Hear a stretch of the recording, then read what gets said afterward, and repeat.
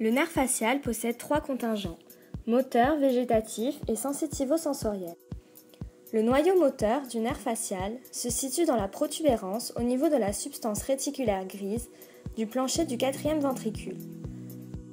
Le nerf facial possède 2 noyaux végétatifs qui appartiennent au système parasympathique, le noyau lacrymo-muconasal et le noyau salivaire supérieur. Le noyau de la voie sensorielle, nerf intermédiaire, du nerf facial se situe dans le ganglion géniculé. Elles sont soit gustatives, provenant des 2 tiers antérieurs de la langue, via le nerf lingual et la corde du tympan, soit sensitives, provenant de la zone de Ramsay-Hunt, via le rameau sensitif du méa acoustique externe ou du cuir chevelu via le rameau auriculaire postérieur. Le nerf facial passe d'abord dans la partie intracrânienne. Il y est traversé obliquement, en avant, en haut et latéralement par le paquet vasculo-nerveux acoustico-facial. Il passe ensuite dans le méa auditif interne, c'est la partie intrapétreuse. Le canal facial est composé de 3 segments. Le segment labyrinthique, séparé du segment tympanique par le genou du canal facial reposant sur le 2e tour de spire de la cochlée et contenant le ganglion géniculé. Le segment tympanique, globalement parallèle à l'axe du rocher et dont les 2 tiers postérieurs font saillie dans le cavum tympanique, est séparé du segment mastoïdien par le coude du canal facial. Le nerf facial passe ensuite dans l'espace rétrostylien. Après sa sortie du foramen stylomastoïdien, le nerf facial traverse horizontalement la parotide, passant par le milieu de la branche montante de la mandibule.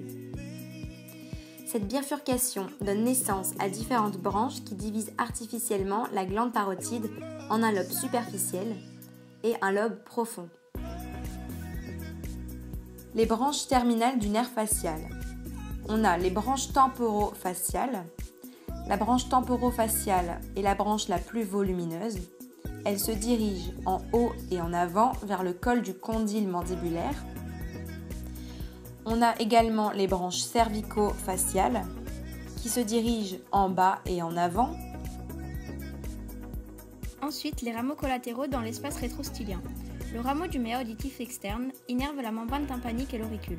Il se divise en rameaux qui perforent le conduit cartilagineux et qui innervent la zone de Ramsay-Hunt.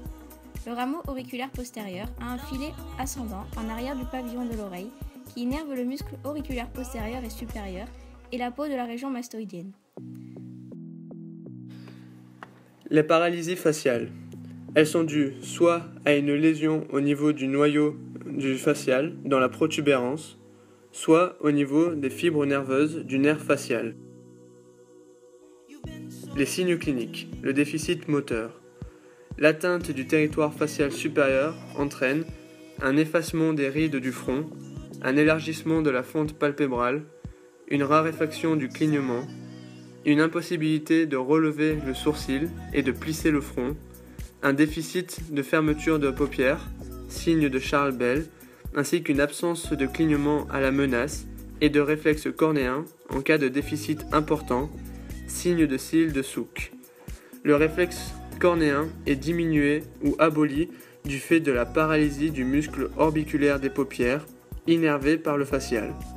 En revanche, la sensibilité cornéenne est respectée dans ce genre de paralysie faciale isolée, puisqu'elle dépend du nerf trijumeau. Le test de sécheresse oculaire. L'extrémité d'une petite bande de papier buvard est insérée derrière la paupière inférieure, à l'intérieur du cul-de-sac lacrymal. L'hyperacousie douloureuse par paralysie du muscle de l'étrier en amont du nerf du muscle de l'étrier. Normalement, le muscle de l'étrier se contracte lorsque l'oreille moyen capte un son de forte intensité. Les complications peuvent être une kératite et ulcération cornéenne qui sont liées à une mauvaise occlusion palpébrale et à un manque de sécrétion lacrymale, ou encore un hémispasme facial post-paralytique qui correspond à une contracture permanente des muscles de la face tendant au repos, à effacer la symétrie ou même à l'inverser, associé à des fasciculations et à des syncinésies lors de la mobilisation du visage, comme par exemple lors de la fermeture de l'œil, d'un découvrement des dents ou l'attraction de la commissure labiale lors de la fermeture des yeux, etc.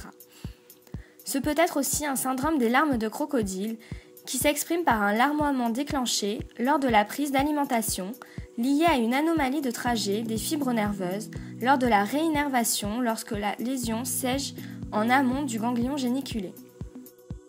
Les étiologies. La pathogénie de la paralysie faciale périphérique est discutée. Neuropathie œdémateuse ou virale au niveau du canal de Fallope.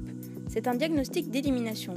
Il faut donc s'assurer, notamment, qu'il n'y a pas de cause otitique par une otoscopie attentive sous microscope et une acoumétrie, et notamment qu'il n'y ait pas de lésion neurologique. Dans le traitement, on remarque que les paralysies incomplètes récupèrent le plus souvent rapidement sans séquelles. Par contre, les paralysies complètes entraînent dans 20% des cas des séquelles. À savoir, l'enfant récupère plus rapidement qu'une personne âgée.